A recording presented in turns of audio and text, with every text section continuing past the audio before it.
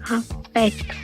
Come Erasmo il Lentigginoso, un film del 1965 dove un bambino di 8 anni scrive ogni sera a una diva del cinema e lei un giorno gli risponde invitandolo a Parigi. C'è niente per me, signor Rudy? È come se c'è. Francia. Dalla Francia? Nel film il padre è Jimmy Stewart. Non avevo mai ricevuto lettere così belle da un bambino, mai. E va davvero a casa di Brigitte Bardot.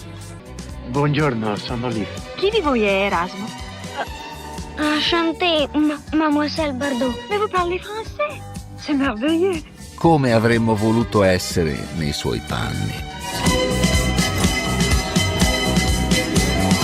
Brigitte Bardot, nata nello stesso anno di Sophia Loren, ma sovversiva rispetto a ogni possibile star degli anni 50, perché esistevano due Brigitte, come ebbe a dichiarare Roger Vadim, regista e marito, che la lanciò nel film Et Dieu créò la femme del 1956.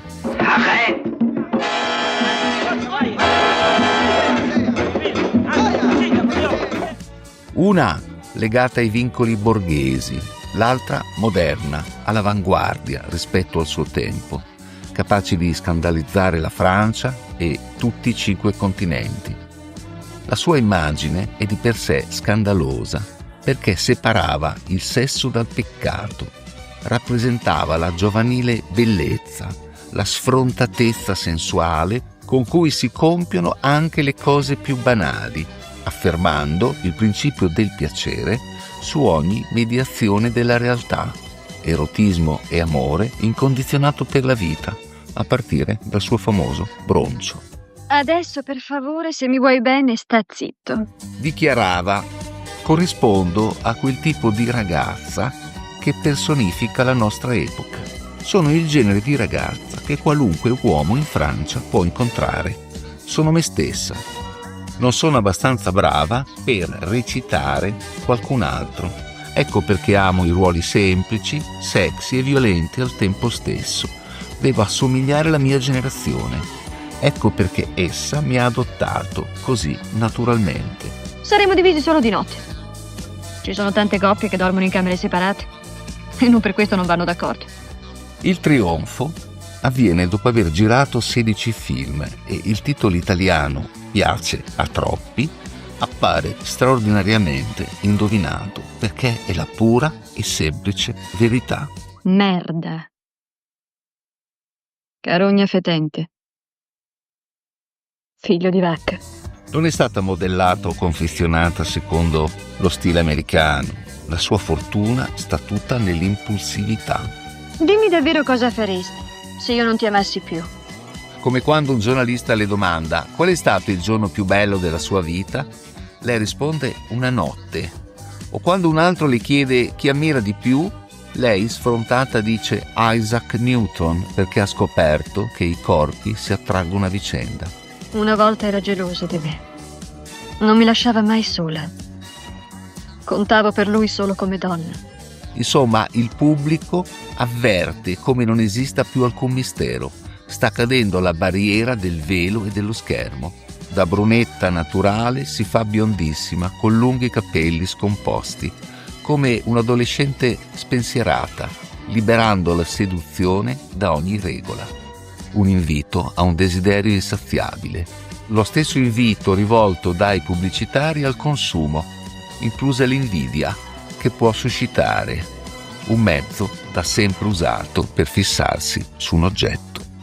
A lui piace la messa in scena, l'esibizione, il superfluo. Ha bisogno di un pubblico. Ma solo a solo fa male la sua parte. Nel 1958, nel padiglione allestito dal Vaticano all'Expo di Bruxelles, è l'icona del peccato e del male. Già prima aveva avuto l'onore di una reprimenda da parte del Papa Pio XII sulla prima pagina dell'Osservatore Romano, quando la maliziosa carnalità esaltata da un manifesto, ma si trattava di un manifesto disegnato, del film Miss Spogliarello del 1956 di Marc Allegri, dilagò su tutti i muri di Roma, il cui carattere sacro, secondo il pontefice, era stato sfidato con troppa disinvoltura. Toi? Qu'est-ce que tu veux? Gilbert, laisse-moi rentrer. Rien qu'une minute. Dire che Brigitte Bardot incarna l'immoralità di un'epoca e ammettere l'esistenza di una sessofobia diffusa, di un moralismo integralista destinato a avere la peggio di fronte non tanto alla sua immagine, ma alle sue parole. Égoïste. C'est pas vrai. Menteuse. C'est pas vrai. Amorale. C'est pas vrai. Pudeur. C'est pas vrai, Indécente. Gilbert. C'est pas Mais vrai. si, c'est vrai. Je te remercie d'être ce que tu es. Merci d'être venu. L'amore voglio che sia senza ipocrisia, senza storia. Parole fatte proprie dalla generazione del 68 e di un certo femminismo libertario. Fece moda nella moda. A 15 anni era già apparsa 2 volte sulla copertina di Elle, che era nata solo 2 anni prima, ma era la più importante e diffusa rivista di costume. Un destino che vestirà a lungo, il collo largo, aperto, espone entrambe le spalle per maglioni, magliette e vestiti. Fu chiamata scollatura Bardot o a barchetta. Gli abiti di percalle, i vestiti a quadretti rosa, il reggiseno a balconcino, le magliette a righe, le minigonne, gli short tagliati e strappati alle natiche, scarpe senza tacco, le ballerine. Sul suo corpo tutto diventava di moda. Je te tutoie, nous avons l'âge de nous dire tu sans se connaître. Et puisque le tango t'engage pour toujours à me reconnaître, autant ne pas faire de manière et nous mettre à nous embrasser, puisqu'on a baissé les lumières pour ne pas nous intimider. Il suo erotismo non è magico, ma aggressivo. Nel gioco dell'amore ella è ugualmente cacciatrice e preda. Il maschio è oggetto come a sua volta lei per lui. È questo che ferisce l'orgoglio maschile. Nei paesi latini gli uomini non sanno liberarsi dal mito della donna oggetto. La naturalezza di Brigitte Bardot sembra loro più perversa di tutte le sofisticazioni. Disprezzare i gioielli, i belletti, i tacchi alti è il rifiuto a costituirsi irraggiungibile idolo, è confermarsi a somiglianza dell'uomo, suo pari, e ammettere tra i due sessi una reciprocità di desiderio e di piacere.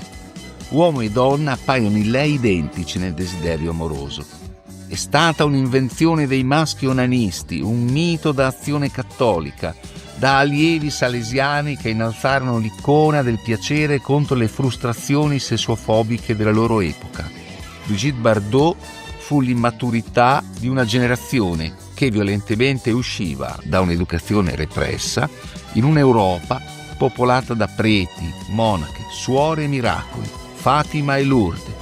Così i manifesti strappati dai muri perché giudicati osceni, monumenti con la foglia di fico applicata ai genitali, le televisioni censurate. Fu la risposta alle Madonne che piangevano nell'Italia di Scelba, nella Spagna di Franco, nel Portogallo di Salazar, nella Francia di De Gaulle, scrive il giornalista Francesco Merlo. Ieri mi amavi ancora? Sì, e molto. Ma adesso è finita.